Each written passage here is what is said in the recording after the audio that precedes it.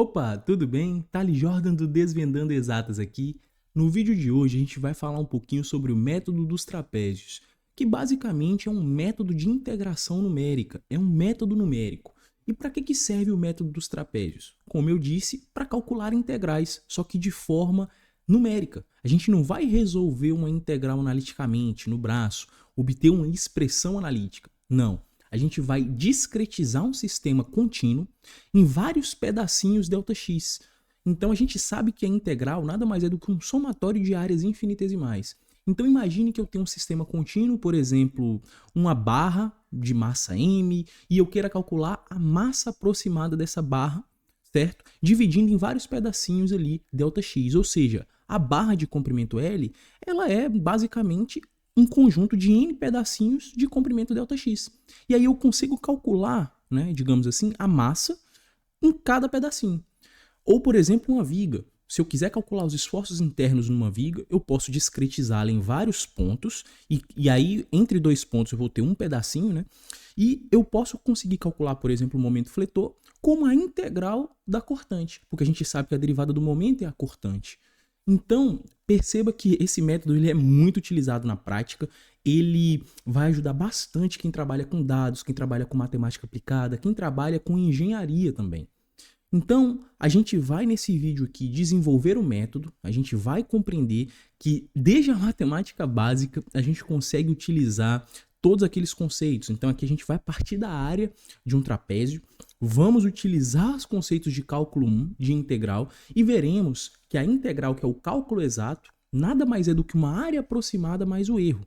E a gente quer, no método numérico, minimizar o erro. E como é que eu minimizo o erro? Aumentando a quantidade de pontos da discretização. Ou seja, enquanto mais pedacinhos eu dividir aquele sistema contínuo, melhor vai ser essa aproximação. Tranquilão? Então, bora pro vídeo. Mas antes, não se esqueça, né, de se inscrever no canal, ativar as notificações, curta, comente e compartilhe com mais pessoas, porque o intuito é sempre ajudar você. Bora lá!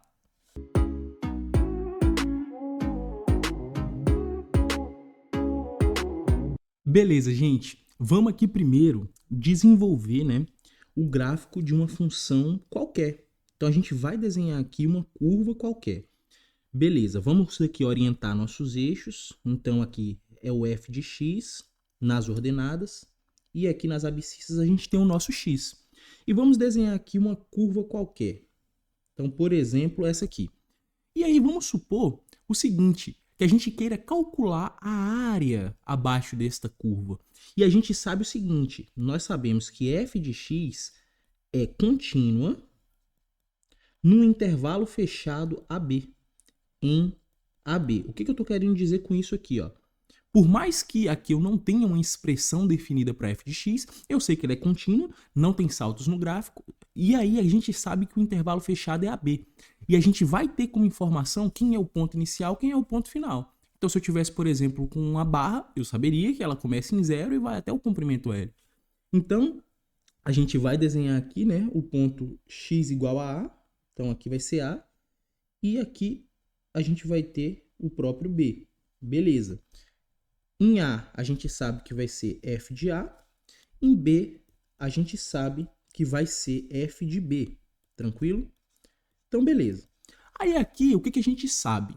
A gente sabe que se a gente quiser calcular a área exata abaixo desse gráfico, a gente vai calcular por meio da integral. Então, basicamente, a área A é a integral de A até B de f de x dx. Só que, como eu falei, tem muitos casos em que essa integral ela vai ser muito mais simples de se calcular numericamente. Seja por uma determinada quantidade de pontos que a gente já tem, ou seja, dados numéricos, seja pela própria dificuldade de se obter a estimativa. Nem sempre a gente vai ter uma expressão simples para se integrar. Então, a gente pode tentar aproximar a área abaixo dessa curva. A gente sabe que a área A é justamente essa área inteira aqui. Essa é a área A exata, mas a gente pode tentar aproximar por meio de figuras conhecidas. Então, por exemplo, a gente vai utilizar aqui trapézios. E é por isso que o nome do método é método dos trapézios. Vamos tentar primeiro dividir aqui em dois trapézios. Vamos lá. Opa, vamos tentar dividir mais na metade. Pronto. Então aqui a gente vai ter um A1 e aqui a gente vai ter 1 a 2. E quem seria a definição dessa área? Perceba que quando eu dividi em 2 trapézios, apareceu um pontinho vermelho ali. Se a gente for fazer segmentos de reta aqui, ó, então, se a gente for desenhar retas aqui, a gente formou 2 trapézios. Então, aqui a gente tem em vermelho só a área rachurada aqui dos trapézios. E aí perceba o seguinte, perceba que a gente tem aqui, ó, uma determinada quantidade abaixo do gráfico que a gente não consegue, digamos assim, aproximar por trapézios. Ou seja, esse cara que eu risquei aqui em azul seria o nosso erro epsilon. Então, a gente pode aproximar a área A como sendo uma área aproximada, que eu vou chamar de aprox, mais um erro. E o nosso objetivo é justamente minimizar esse erro. E a gente vai minimizar isso aumentando a quantidade de pontos da discretização. Mas antes disso, vamos continuar aqui o nosso estudo. A gente tem então aqui 3 pontos, eu vou deixar bem marcado, né? Ou seja, a gente sabe quem é o ponto inicial e o ponto final, e surgiu aqui um novo ponto. Então o nosso A, ele basicamente é o nosso x1, ele é o próprio primeiro ponto. Esse outro ponto aqui, ó, ele é o x2 e o B vai ser o nosso x3. E aí a gente dividiu, perceba que a gente tentou dividir aqui, ó, em 2 pedaços iguais. Então, se você não estiver achando igual e realmente não está, finge que está igual. Então, aqui a gente vai chamar de ΔX, aqui a gente vai chamar de ΔX. Perceba que eu dividi em 2 pedaços 3 pontos. Então, além disso, né, a gente percebe o seguinte, que esse tamanho aqui, ó, 2ΔX, nada mais é do que B menos A. Então, a gente consegue obter aqui, por exemplo, algumas informações interessantes. Então, N eu vou chamar do número de pontos daquela discretização. Então, N vai ser o nosso número de pontos, que nesse caso aqui é igual a 3. Ou seja, eu tenho 3 pontos, x1, x2, x3. Eu vou chamar de M igual a quantidade de intervalos, certo? Quantidade de intervalos, que nesse caso aqui é igual a 2. E a gente vai perceber com o tempo, conforme a gente for discretizando mais, que M é justamente N menos 1. ΔX é o tamanho do nosso intervalo. E o que a gente percebe aqui? Ó? ΔX, ele nada mais é do que B menos A dividido por M. Por quê? Perceba que eu tenho 2ΔX é igual a B menos A. E o M é 2. Então, MΔX é igual a B menos A. Passando o M dividindo, a gente tem B menos A sobre M. Ou, como M é igual a N menos 1, isso aqui é B menos A dividido por N menos 1. Outra coisa que a gente conclui é o seguinte, olha, o nosso x1, ele é igual a A. Quem é o x2? O x2 é igual a x1 mais ΔX. Quem é o meu x3? É o x2 mais o ΔX, ou x1 mais 2ΔX. Então, escrevendo, x2 é x1 mais ΔX, né? O x3 vai ser igual a x2 mais ΔX, que por sua vez o x2 é x1 mais ΔX. Então eu vou ter x1 mais ΔX, que nada mais é do que x1 mais 2ΔX. Então perceba que o índice que está aqui, ó, é o índice que aparece aqui. Olha só que legal. Então a gente está conseguindo obter informações do próprio gráfico. E se a gente quisesse calcular essa área aproximada? A área aproximada seria justamente a área dos 2 trapézios. Então, se a gente for calcular aqui essa área, vamos dividir aqui a tela, né? Dividir aqui a página. A área aproximada vai ser igual a quem? A1 mais A2. Só que quem é A1? A1 é a área de um trapézio, então é a base maior mais a base menor vezes a altura dividido por 2. E aí o que a gente tem aqui? Ó? Quem é a minha base maior? A minha base maior é justamente a função no ponto x2. Opa, função no ponto x2. Perceba o seguinte, que a base maior é f de x2 e a base menor é o f de A, que é o próprio f de x1. Então isso aqui vai ser f de x2 mais f de x1 vezes a altura. Quem é a altura? A altura é o próprio ΔX. Ó. Perceba que é esse pedacinho aqui. Ó. Então, como a altura é ΔX, fica vezes ΔX dividido por 2. Agora, quem é a área 2? A área 2, por sua vez, ela vai ser justamente, de novo, né, a base maior mais a base menor, que nesse caso aqui agora é justamente o f de x2, vezes a altura, que é o próprio ΔX, dividido por 2. Então, perceba que depende do valor da função do ponto ali na discretização. Vai ser f de x3 mais f de x2 vezes ΔX dividido por 2. Agora, olha só que interessante. Perceba que o f de x2 ele apareceu, ó, nos dois termos. E ΔX sobre 2, ele também aparece ali multiplicando. Perceba que a gente pode colocar o ΔX sobre 2 em evidência. Dessa forma, a área vai ser quem? Vai ser ΔX sobre 2 vezes. Perceba que o f de x1 e o f de x3, que são os extremos, né? Eles são os extremos. A gente está falando que x1 é igual a A e x3, nesse caso, é igual a B. O B é o próprio xn, né? E n é igual a 3. Então, eles aparecem apenas uma vez. Isso a gente já pode generalizar. Vocês vão perceber que o método dos trapézios ele é da seguinte forma. A função nos extremos vai ter coeficiente 1, ou seja, f de x1 e f de xn sempre vão estar multiplicados por 1. E tudo que tiver entre 1 e o último ponto, ou seja, entre o primeiro e o último pontos, vai estar multiplicado por 2. É por isso que o x2, como a gente só tem um ponto intermediário, ele vai aparecer multiplicado por 2. Então, quando a gente coloca em evidência, nós teremos aqui, então, f de x1 mais 2 vezes f de x2 mais f de x3. E aí a gente consegue terminar o método. Belezinha? Perceba que basicamente a gente extraiu todas as informações do gráfico. A gente desenhou uma curva qualquer, desenhamos trapézios, a gente discretizou aqui em 3 pontos. Quando a gente discretiza em 3 pontos, a gente gera 2 intervalos e aí a gente consegue obter as relações. Perceba que a gente aproximando, a gente não consegue calcular a área exata. Vai gerar um erro epsilon. E esse erro epsilon, nós perceberemos com o tempo que ele vai sendo reduzido conforme a gente aumenta a quantidade de intervalos, aumenta a quantidade de trapézios. Tranquilo? Vamos agora fazer com 3 trapézios. Vamos lá. Beleza, gente, agora vamos fazer com 3 trapézios. A gente vai dividir então aqui o nosso intervalo em 3. Vamos tentar desenhar de forma que a gente consiga dividir bem próximo aqui do ΔX igualzinho, né? Então aqui acho que a gente consegue obter aqui uma boa aproximação, se a gente fizer dessa forma. Tá parecido, tá parecido. Então a gente percebe o seguinte, a gente está sempre dividindo em intervalos iguais ΔX. É interessante fazer isso, por quê? Porque a gente consegue obter um método. Se a gente parte do princípio que a gente está dividindo igual, a gente vai conseguir colocar em evidência. Perceba que aqui tem uma lógica por trás, né? A gente está desenvolvendo um raciocínio. Toda vez que a gente puder fazer algo nesse raciocínio, discretizar em partes iguais, a gente vai conseguir colocar aquele ΔX em evidência. Então aqui é ΔX, esse outro pedaço também é ΔX, esse outro pedaço também é ΔX. Perceba agora o seguinte, olha, vão aparecer, ou melhor, já apareceram aqui, 4 pontos.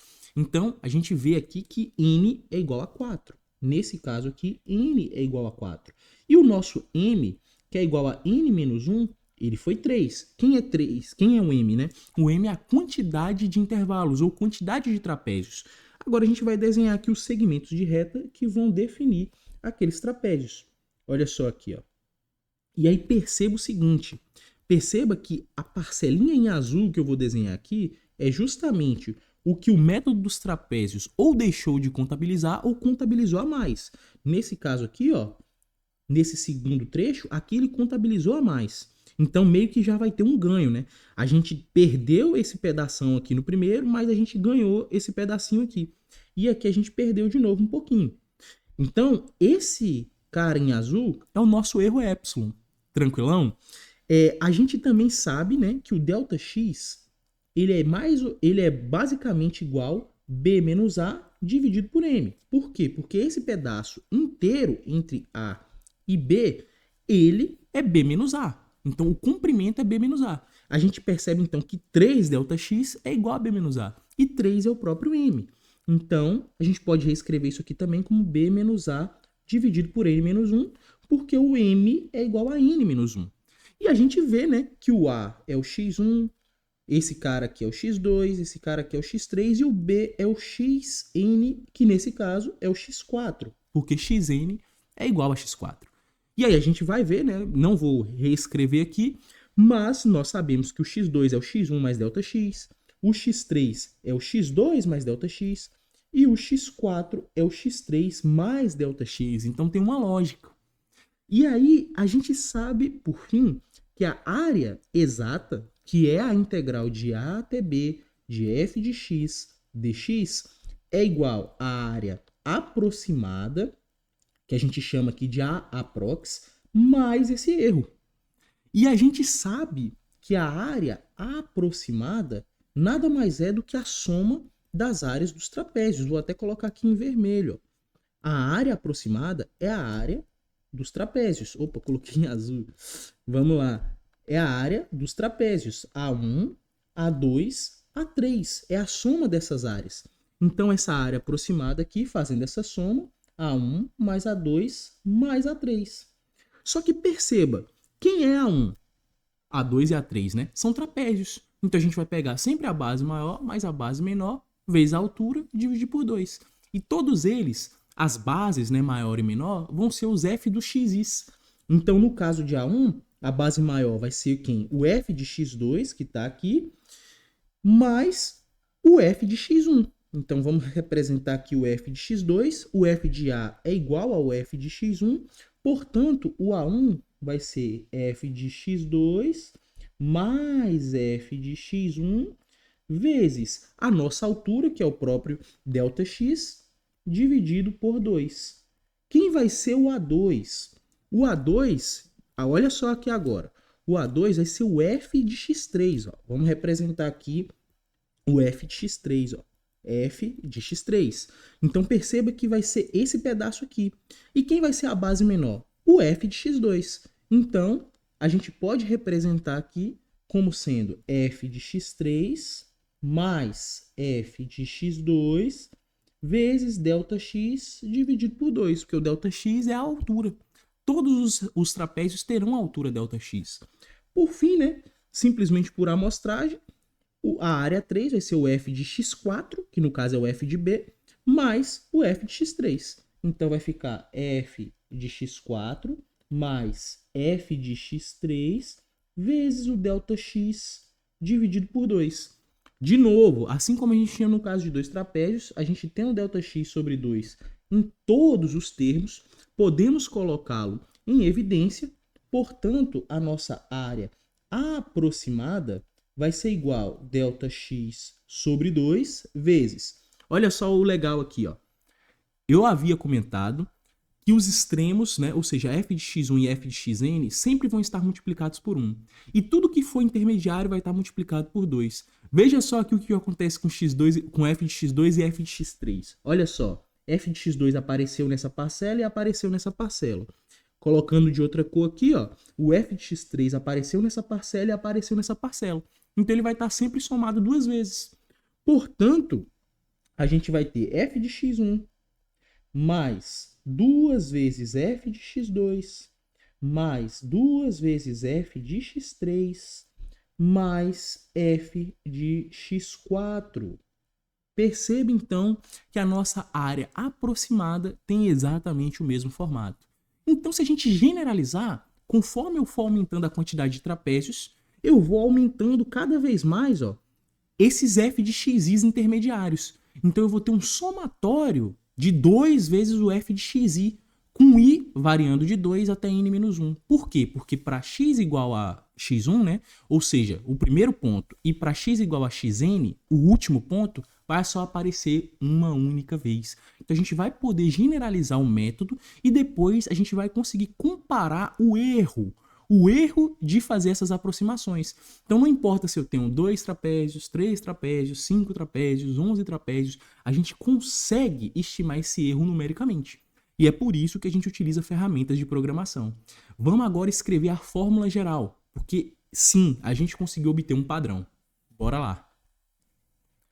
Agora que a gente já conseguiu obter o padrão, vamos generalizar. Então a gente vai fazer um overview de todo o método. Então o que a gente faz primeiro? A gente define uma certa quantidade de pontos. N é o número de pontos. Então vamos escrever aqui. N é o número de pontos. De pontos de quê? Da discretização. Discretização. É muito importante você entender que de discretização nada mais é do que você dividir em vários pedacinhos. A gente viu também que se eu coloco, por exemplo, 3 pontos, eu vou gerar 2 intervalos. Se eu coloco 4 pontos, eu vou gerar 3 intervalos. Então, se eu coloco n pontos, eu vou ter n menos 1 intervalos, né, que a gente chama de m.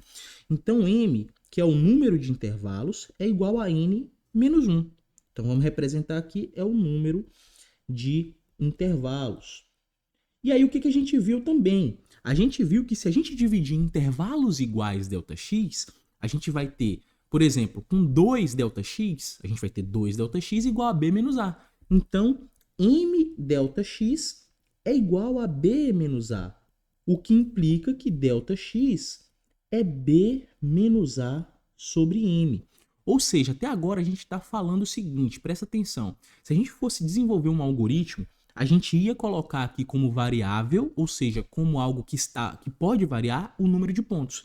Perceba que a quantidade de intervalos já é função daquele input, então o n é o nosso input.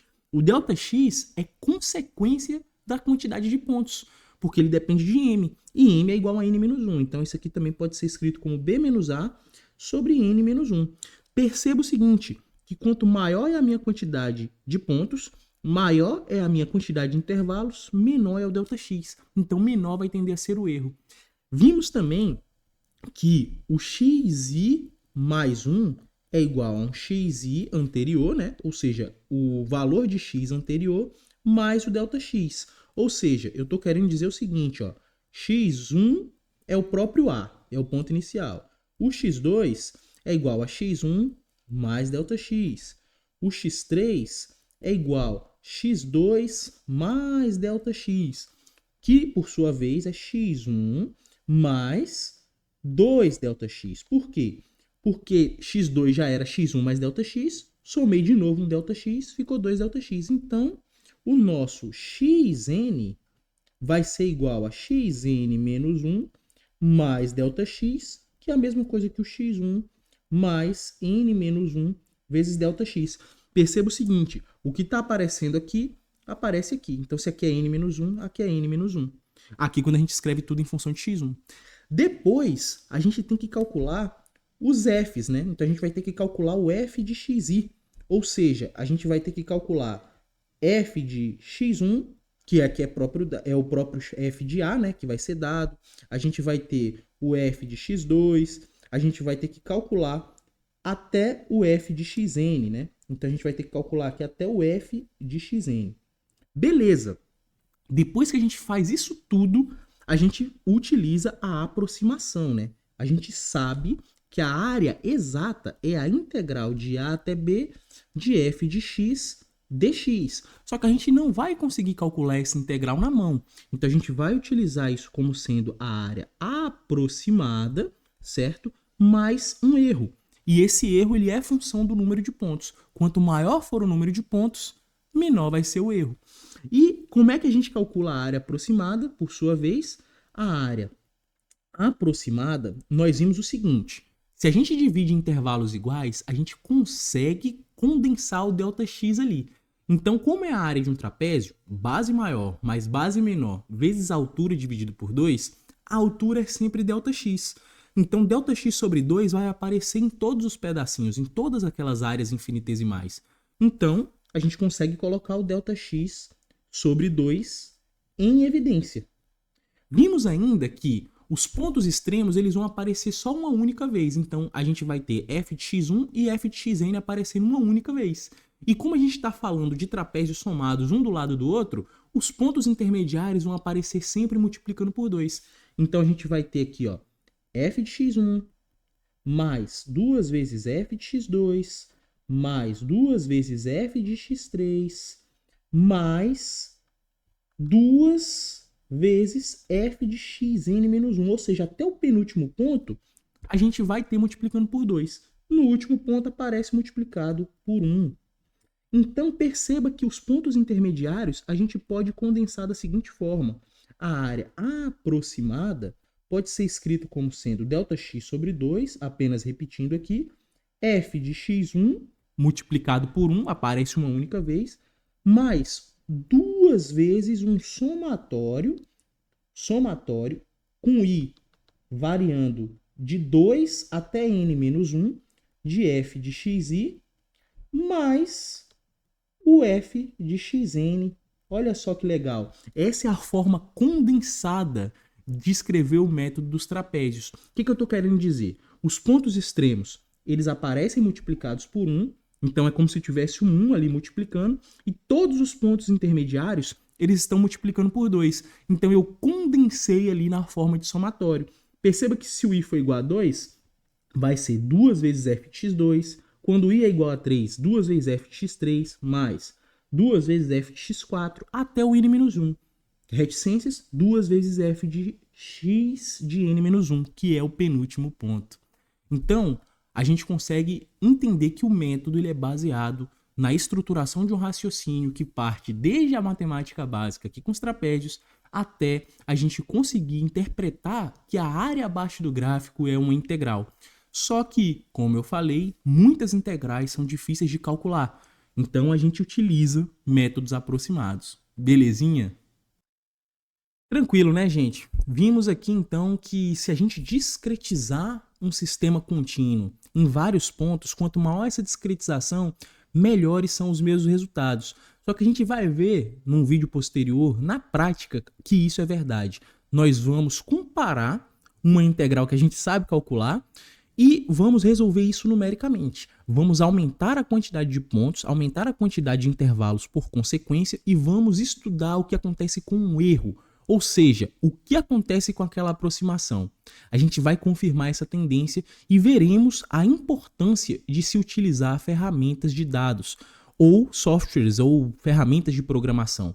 Porque quando a gente tem um cálculo repetitivo, quanto maior for essa quantidade de pontos, mais chances a gente vai ter de errar. Por quê? Porque as continhas, como o ΔX vai diminuindo, a gente vai ter cada vez números menores, a gente vai ter que substituir na função, enfim, veremos em vídeo apropriado que é muito interessante a gente dominar uma ferramenta de programação. Mas belezinha?